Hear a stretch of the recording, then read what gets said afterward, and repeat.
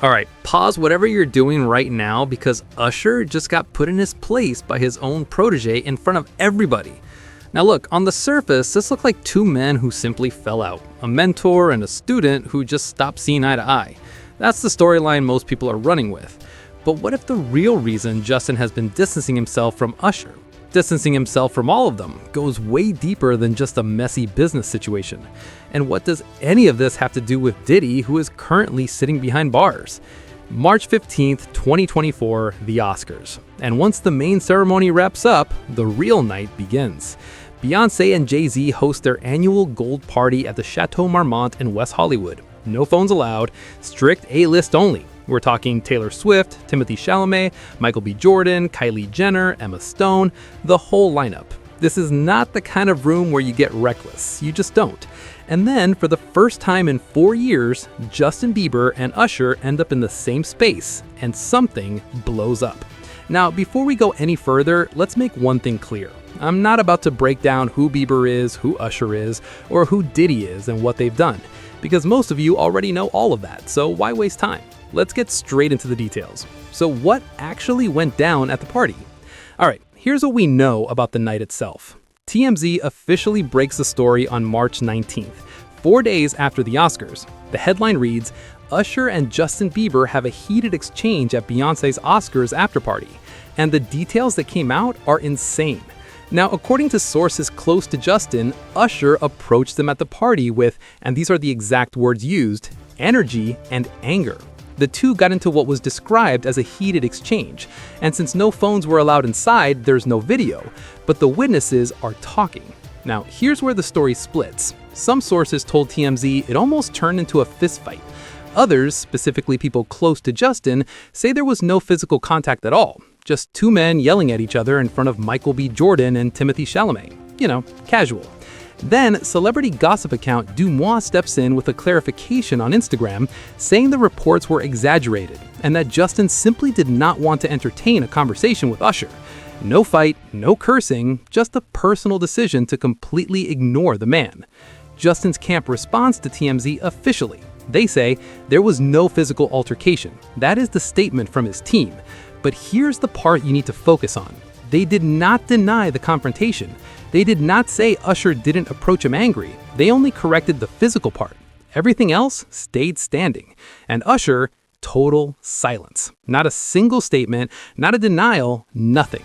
And that silence honestly speaks louder than any press release ever could. I haven't really been seeing eye to eye, and they haven't been seen publicly since around 2022. And now this situation just added a little bit more fuel to the conversation. Now, according to different reports from different news outlets such as TMZ and Entertainment Weekly, the two were both at Beyoncé and Jay-Z's exclusive Oscars after party at Chateau Marmont.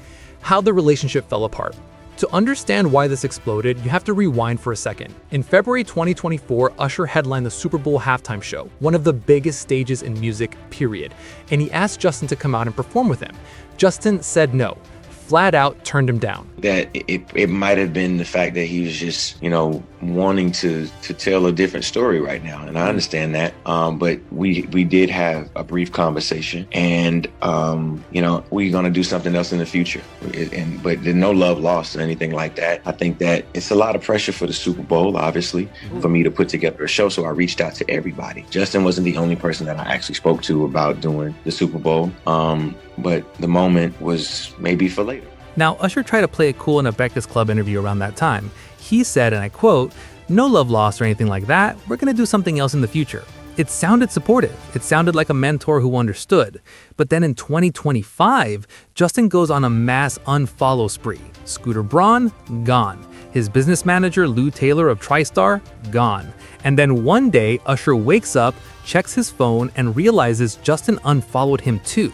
Just like that, no explanation, finished. Now, real quick, Lou Taylor is the same person who was managing Britney Spears when she got placed into her conservatorship, and TriStar, her company, was also mentioned in the Diddy trial as allegedly paying some of Diddy's male workers. Just something to keep in the back of your mind. On top of all that, reports started surfacing that Usher had allegedly been skimming extra percentages off Justin's deals throughout their relationship, taking a bigger cut than what was originally agreed to. And when Justin finally caught on, he felt completely played. because this was not just some random business guy. This was a man who was supposed to be his big brother, the Diddy layer. Okay, this is the part of the story that mainstream media does not want to sit with.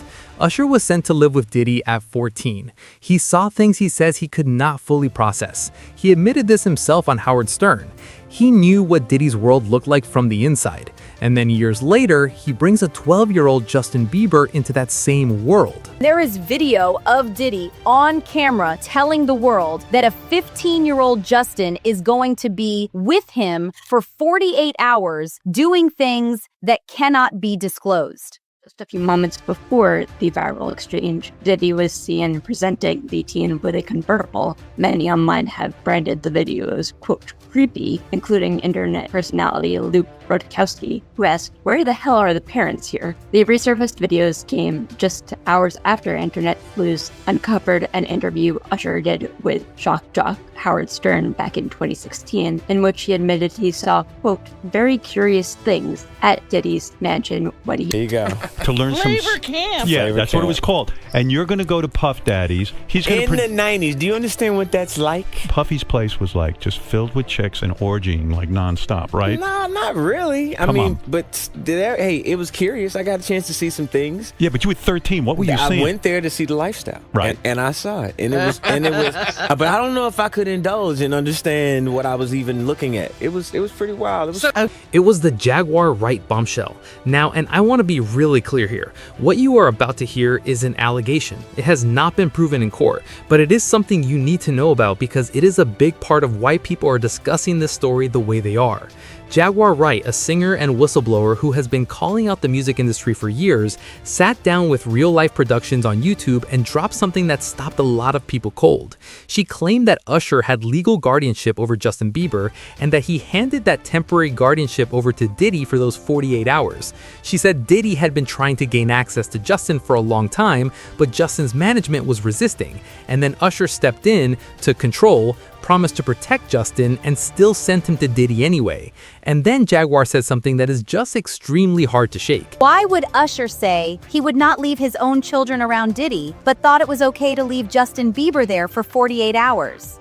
Again, these are Jaguar Wright's allegations. Usher has not addressed them publicly. None of this has been proven in a courtroom, but the question she is raising is the exact same question a lot of people are now asking. Justin is not among Sean Combs' victims. There are individuals who were genuinely harmed by him.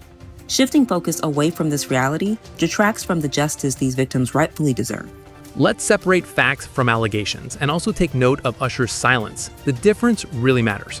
Here's what we know for sure. Usher lived with Diddy when he was 14 and saw some things he described as unusual. He later introduced Justin Bieber to Diddy. There's videos showing that 15-year-old Justin spent 48 hours with Diddy under circumstances that weren't fully explained. Diddy had since been convicted and is serving time for sex trafficking-related crimes. According to US Weekly, Justin is deeply disturbed by these allegations and wants to leave that whole chapter behind him. What remains unverified are Jaguar Wright's claims about a guardianship transfer. Usher hasn't publicly responded to those, but here's a point that stands out. In 2024, right when the Diddy story was exploding, Usher deleted his entire Twitter account. He said it had been hacked, but many fans found the timing suspicious. Then, at the Oscars party, he approaches Justin with obvious tension. That tells us this was never about social media drama. Usher knows what Justin knows, and it seems he's cautious about what Justin might say publicly. Some outlets have framed Justin as being rude to Usher, painting him as ungrateful or disrespectful to someone who helped him early on. But think about it differently. Justin has openly shared his struggles with depression, anxiety, and Lyme disease. He took a step back from music for years to focus on his mental health and his marriage. Today, he's 32, a husband and a father of 3.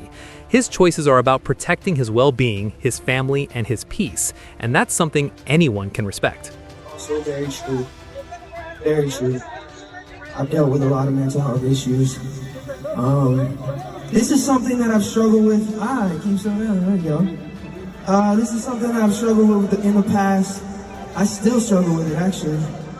And been very open about mental health issues cause just know it's okay not to be okay. Man.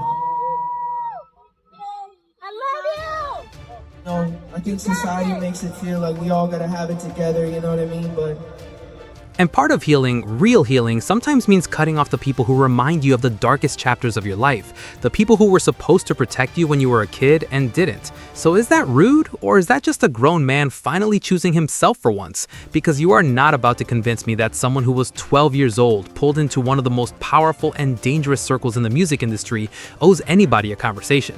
You protect your peace, you protect your family. That is not disrespect, that is survival. Now I want to hear from you. Do you think Justin is right for cutting all these people off completely? And do you think Usher will ever address this publicly, or is he going to stay silent and hope it all fades away?